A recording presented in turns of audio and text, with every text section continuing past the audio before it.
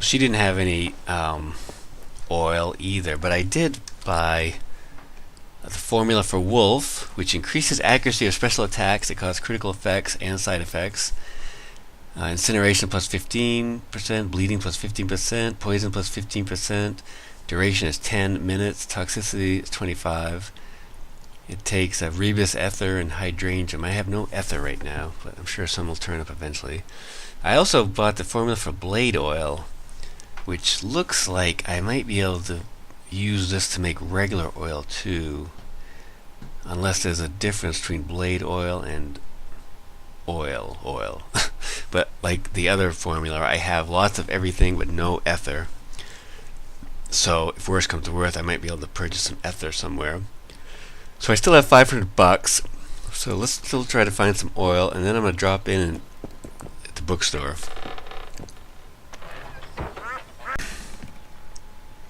Alright, well, I haven't found any oil, but I did buy a bunch of books.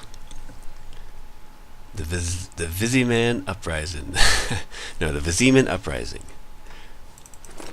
The events known under that name took place not long after the Witcher mysteriously came back.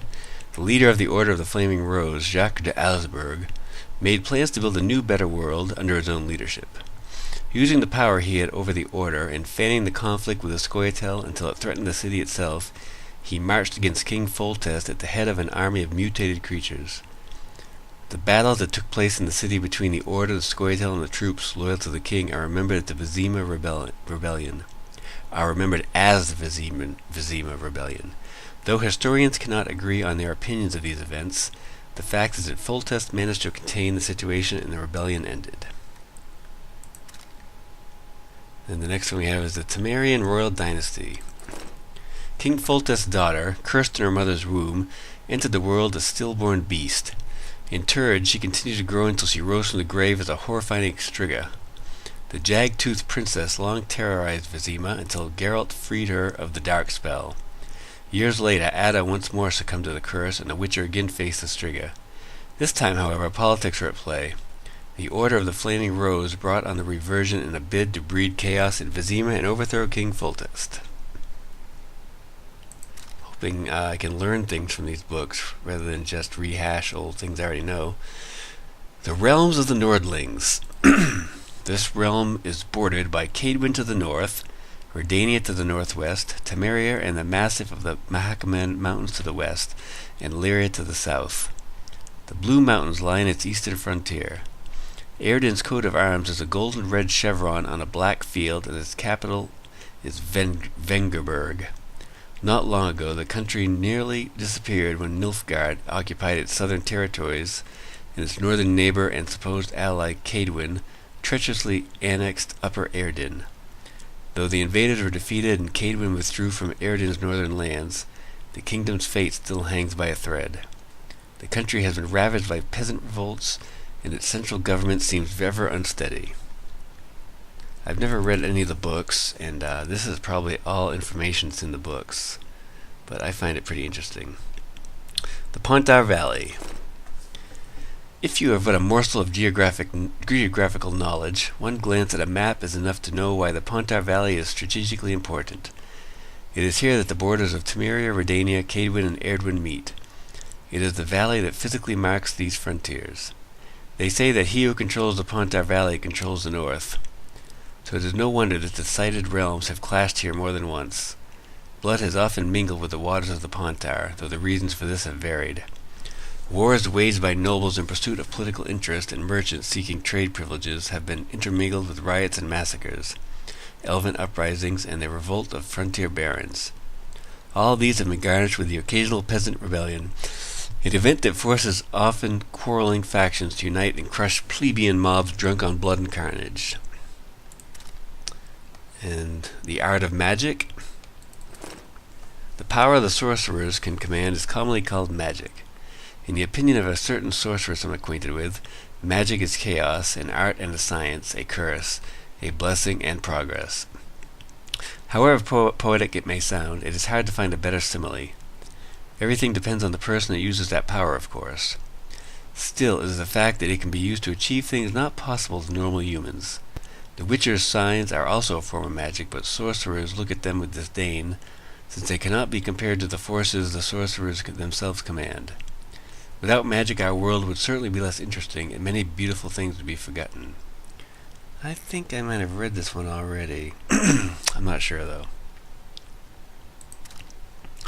Anyway, magic and power, I think, is the last one. Sorcerer is the name customarily applied to male persons capable of commanding the power, though it is but one of the many terms or phrases, most of them highly unflattering, to have been used over the ages. These terms have ranged from the rather respectful title of "O Wise One" to the somewhat less specific "bloody son of a bitch, the plague take him." As for women of this persuasion, that is, sorceresses, they have been called everything from arch-mistress to a colloquial expression I will not repeat out of regard for the language and respect for the female gender. The command of the power these mages possess sets them above mere mortals, which can be good or bad. From the dawn of time, history remembers mages either as pure-intentioned and courageous heroes or as rogues bereft of reverence and faith. Human memory tends to remember the latter for longer, which may be why common folk mostly hold people of this profession in contempt. And then I also bought a formula for it's called Gadwall. Let's see when the description comes back down. Come on. Right now, thank you. Significantly increases the regeneration of vitality at the expense of vigor and damage dealt. So vigor -1, vitality regeneration during combat +2, and then vitality regeneration +3.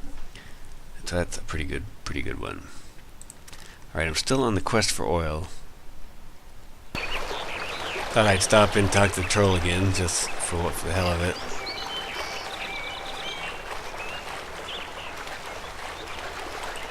Whiteback?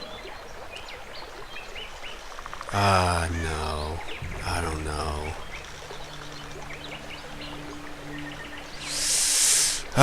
Does he really want it? I found your wife's head. My woman, I not forget.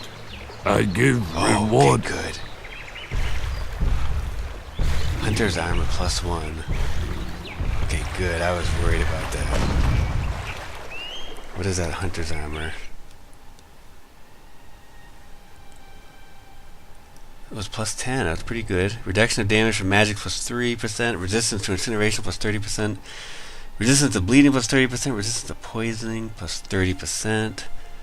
It has, I think I could make it right now. Can I? Yeah. It doesn't have the vitality bonus, though.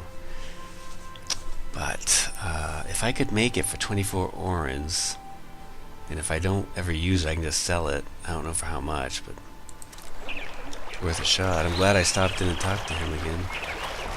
It's good to go back and check in with people, because you never know when new dialogue is going to come up.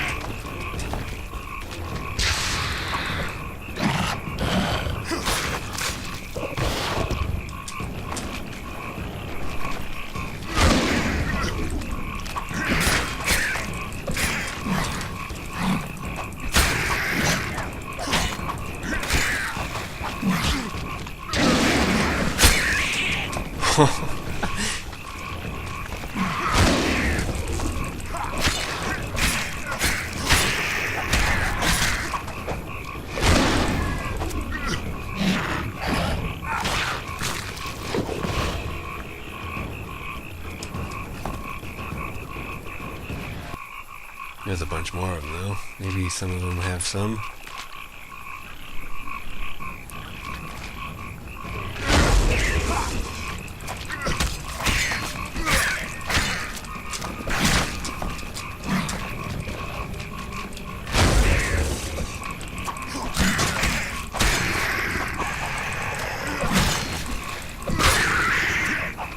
Oh, I didn't see that.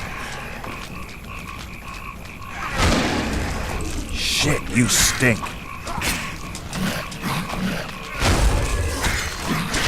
a rock. I keep hitting it with my spell.